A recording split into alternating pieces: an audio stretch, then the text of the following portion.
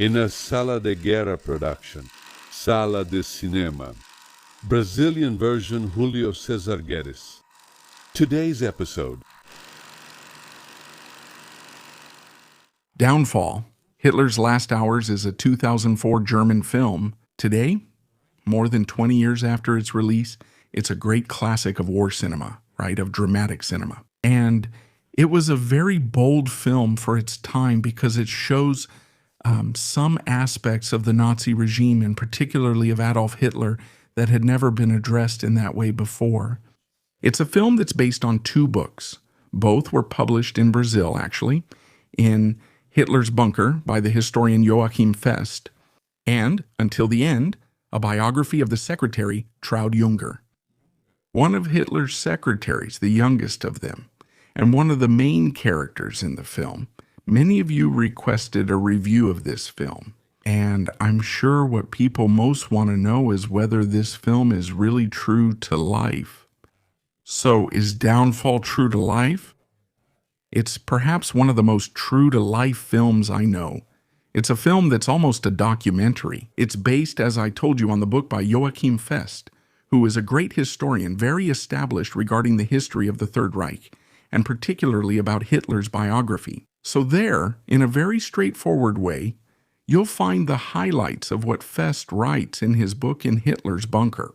And of course, the movie wouldn't have been the success it was without the memorable performance of the late actor Bruno Ganz in the role of the Führer. Bruno Ganz, by the way, brought a grounded quality to Hitler's portrayal that hadn't been seen in cinema until then. What do I mean by that? In all the occasions when Hitler had been portrayed on screen, in the vast majority of them, he was depicted in a very caricatured way, right? There was no kind of human side to him. There was no kind of emotion that could generate empathy for the character. And that's what you see in Downfall, and that's exactly why I said that this movie was very courageous. But I think that making him human is exactly what helps people better understand what happened there and not see those events as some kind of fairy tale that happened 80 years ago and is only recorded in history books. So in this movie, you see Hitler crying, you see Hitler thanking the people close to him, even being affectionate with some characters, in this case, mainly his secretaries, right?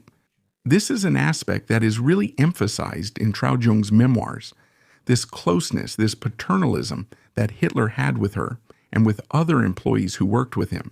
So, in the end, this is kind of an invitation to reflect, right? For anyone watching the movie and coming across this portrayal of one of the most caricatured figures of the 20th century. Speaking of caricature, Bruno Ganz studied Hitler's mannerisms a lot to be able to do this movie, including the speeches, right? Bruno Ganz uses the cadence and tone of voice Hitler used in his speeches a lot in this movie, and very convincingly too, right? And he also studied that audio, which is the only audio of Hitler speaking in a normal tone, right? It was recorded in Finland in 1942 when Hitler went to visit Marshal Mannerheim on his 75th birthday. So that audio gave Ganz the speech pattern he should adopt in the scenes where he speaks in a more restrained tone. Although I think that in some scenes where Hitler explodes in fury in the movie, Ganz uses a lot of the tone of voice that we hear in the recordings, which is a voice that, undeniably, is also only slightly distorted by the recording quality of the time. So I think the tone ends up being a little exaggerated in some scenes, particularly that one with Fergeline, which became a meme on the internet. I say this because that video of Hitler in Finland actually shows a very deep voice, right? If you've listened to the audio, you'll remember that he speaks in a really deep tone, right? Much lower. And I think that him shouting like that in a more enclosed room with few people around wouldn't reach such a high pitch. The cast of the movie in general is quite competent. They're completely unknown, right? They're all German actors there, except for Alexandra Maria Lara, who did some movies and became famous in the early 2000s. The rest of the cast really isn't known to the public, but they all deliver very sober performances that make sense with the story they're in. And actually, we have to give credit to the production for finding actors who have physical features very similar to the historical characters. For example, without repeating Bruno Ganz here, since we've already talked about him, the actor who plays Goebbels, for instance, has many facial mannerisms and a modulated voice that make him look and sound a lot like Joseph Goebbels himself. The guy who plays Albert Speer looks a lot like Albert Speer. And Himmler, man, it's like he's from the same family. He's like some kind of descendant of the real Heinrich Himmler. Now, I think a resemblance that was a bit unintentional was that of the Waffen-SS medical Lieutenant Colonel Ernst Günther Schenk, whose actor, man, looks just like Wolfgang Luth. So, if we wanted a movie about one of the most successful submarine commanders of World War II, we would have to hire that guy to play Wolfgang Luth. Now, something that surprised me when I rewatched the movie recently, which I didn't remember seeing originally, was that Hermann Goering appears in the film. He appears in the scene of Hitler's first military conference and sits in the front, although he doesn't say a word in the scene. He just sits there watching. In fact, the actor's screen time in the film is quite limited, right? It's very restricted. He's shown wearing that light-colored uniform, kind of a cream uniform, right? Very different from the others. And he just sits there, and one thing he does, right? The production shows him checking the time on his watch, right? It's time to leave. That watch is covered in diamonds. And then, right after that, he disappears from the film and never comes back. Speaking of the setting, especially the exterior scenes, we have that introduction to the anti-aircraft crew, right?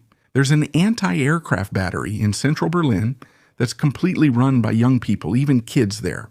The second lieutenant leading the unit lacks any frontline experience. And then there's that girl, right? The blonde girl with the braids, it's clear she was inspired by that classic image of the girl from the female section of the Hitler Youth. And at first, she might even seem like a fictional character, right? But she's mentioned in Joachim Fest's book as a real person named Inga Dombrowski, who, in fact, in the middle of the Battle of Berlin, asked the lieutenant commander of the unit to execute her with his weapon, so that she wouldn't fall into the hands of the Russians and eventually be subjected to sexual violence. Then, as we can also see, there are very few Luftwaffe uniforms in that group, and most of them are those kids wearing the black uniforms of the Hitler Youth. That's also real because here they're anti-aircraft auxiliaries. They are boys from the Hitler Youth who, starting with a law from 1943, were recruited to operate anti-aircraft weapons and free up the soldiers from anti-aircraft duties for service on the front lines. That's exactly the situation that the former Pope Benedict XVI, Joseph Ratzinger, was in at the end of World War II. I've already made a video about Joseph Ratzinger. The link should be here, by the way, for you to click. And in this case, that boy there, who is the anti-aircraft auxiliary we see the most, right? Whose name is Peter Krantz in the movie. He is an amalgamation of several young soldiers from the Hitler Youth who were decorated by Hitler at the very end of the war, right, on April 20th on top of the Chancellery bunker. In this case, the figure of Peter Krantz actually evokes the youngest of those boys who received the Iron Cross from Hitler there. In fact, he's the one Hitler pats on the cheek, right? His name was Alfred Czech. But in the movie, Peter Krantz receives the Iron Cross for destroying 2 Soviet tanks, while in reality, Alfred Czech received the Iron Cross for rescuing wounded German soldiers with a cart near his family's farm. Look, the timeline of this movie, right, which is separated right at the beginning by that scene from November 42, in other words, right when Operation Uranus is starting over there in Stalingrad, and the Germans are about to suffer their first major setback in the war. It all takes place over a period of 10 days, right? I'd say 12 days, because it's from April 20th to about May 2nd, approximately. So during these last 10 days of Hitler's life, that's when the movie unfolds. And you can clearly see how things deteriorate during those 10 days, because it seems like on April 20th, the situation is still under control, but it's not. The Red Army is really at Berlin's gates because Marshal Zhukov chose April 20th, Hitler's birthday, his 56th birthday, to bomb the center of Berlin for the first time. And the tension really builds up in the movie because it makes it clear that Hitler is being abandoned there in the city, right? Because all the major leaders, after a birthday meeting on April 20th, they leave the city. They start leaving the city in large numbers from that date on. And all of Hitler's main allies, Himmler, Goering, and Speer, they end up betraying Hitler in the last days of the war, right? Going against his orders. Or, in Speer's case, telling him to his face that he undid and ordered things contrary to the Führer's commands in the previous months. And the episode that really makes the movie quite heavy is when Joseph Goebbels' family is introduced, right? With the 6 little children who enter the bunker around the middle of the movie. And if you already know the story, you start to feel anxious, right?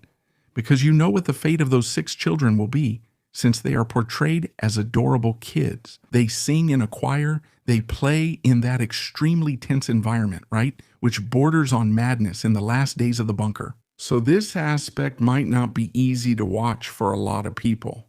And I think another good decision by the production was to drastically age Hitler in the last scenes of his life. Because it's just 10 days, right, that show the last 10 days of his life. But on April 20th, he still looks physically fine. But on the 30th, just 10 days later, man, he really looks like a walking corpse. They put makeup on Gans, and his skin looks completely pale, right? With really dark eyes. And when he's about to kill himself, he really looks like he's ready to die. And everything surrounding this scene of Hitler's suicide is really suffocating in this movie. Because you can tell that the orders are being carried out reluctantly by a lot of people. And even, right, the regime only survives for another 48 hours. Afterwards, there in the city, several people were killed or hanged by the Reich's own security forces in a completely unnecessary way. So when the surrender of Berlin is announced at the end of the movie, you get that sense of relief that at least the terror is finally over. Now, I don't know if you noticed that. In that scene of Hitler's last military conference, where he discusses the fate of General Walter Wink's army, after explaining to Hitler that Wink has no way of breaking through the Russian blockade of the city and coming to rescue him, General Hans Krebs makes a final appeal to Hitler. My Führer, let's escape the city. Let's try to get out of here. Let's leave because there's no more hope here. And then you see that Hitler doesn't respond. And the one who answers very forcefully is Joseph Goebbels, who's right behind him and says, "This is unacceptable. We have to die here because the honor of Germany dies with us, and there is no future after us." But at that same moment, man, the camera shows Martin Bormann twice, who's right next to Joseph Goebbels, right? They're the two great power figures behind Hitler, and Bormann doesn't say anything at that moment. The moment when Goebbels is saying not to leave Berlin. And you can clearly see that the intention of showing Bormann is to show how nervous Bormann was at that point, maybe wanting to hide something. Why am I telling you this? Because the theory that Hitler escaped from Berlin was precisely through the help of Martin Bormann. That's important. And then the production, I believe, never wanted to make that clear, especially because they show compromising scenes later on. But it plays with the audience and with those who know about this theory of Hitler's possible escape, showing how Martin Bormann was trying to hide something at that moment. Let me know in the comments if you thought that too. You can probably tell I really like this movie, right? But now, pointing out some things I don't like about it, I should highlight that all that material from Traudl Junge's confession, both at the very beginning of the movie and throughout it, seems a bit too forced to me. Because she talks a lot about me being very young and innocent, and my family warning me not to get involved with the Nazis.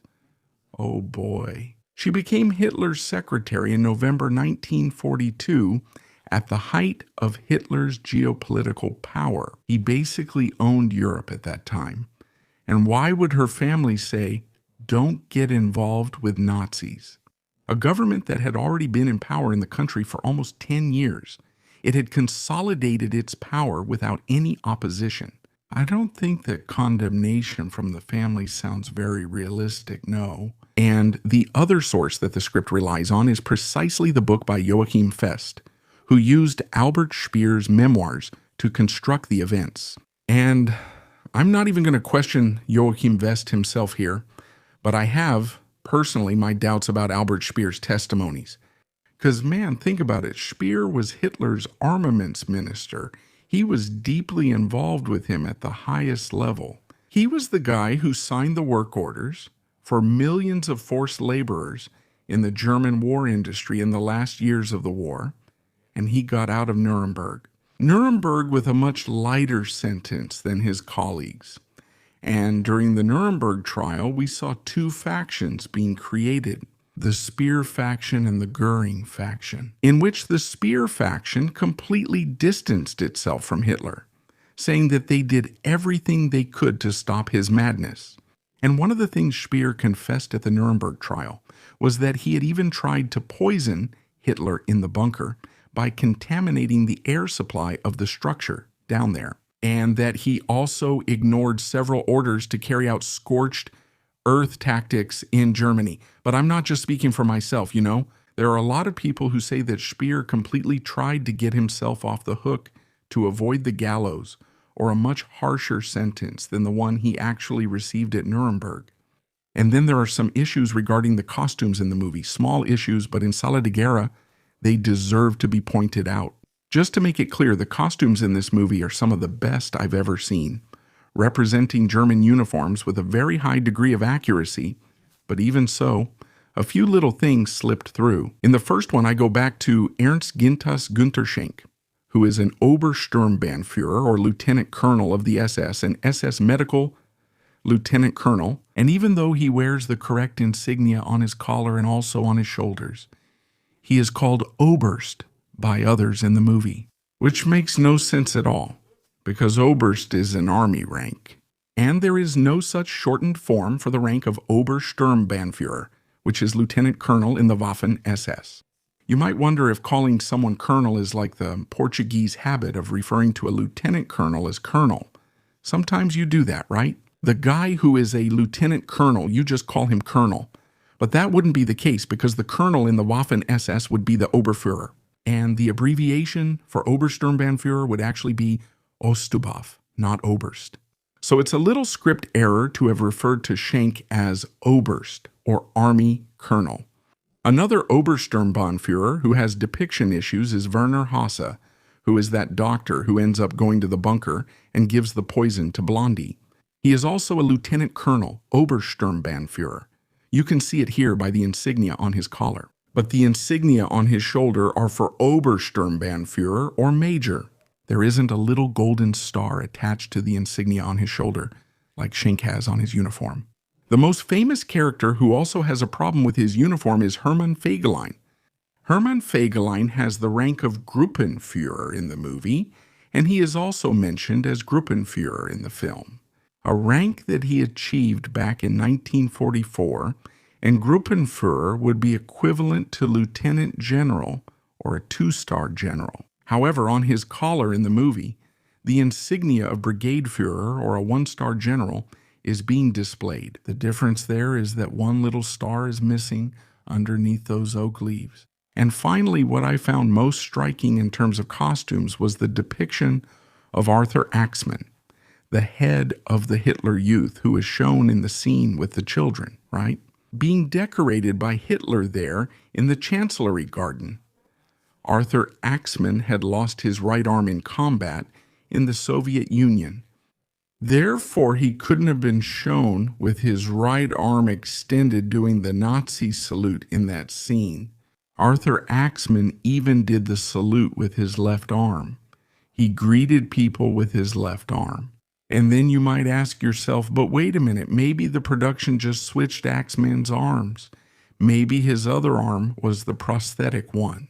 But no, in this other take, you can see the hand of his other arm next to his body. So there are two possibilities. Either the production really forgot that Arthur Axmann had lost an arm, or that's actually a prosthetic, right? But the prosthetic of Arthur Axmann that appears in the photos was a black hand, and not a hand with the natural color of the arm. But you saw that these details are rarely noticed by the general public and they don't affect the final quality of the work. Downfall is still, for me, one of the best World War II movies I've ever watched.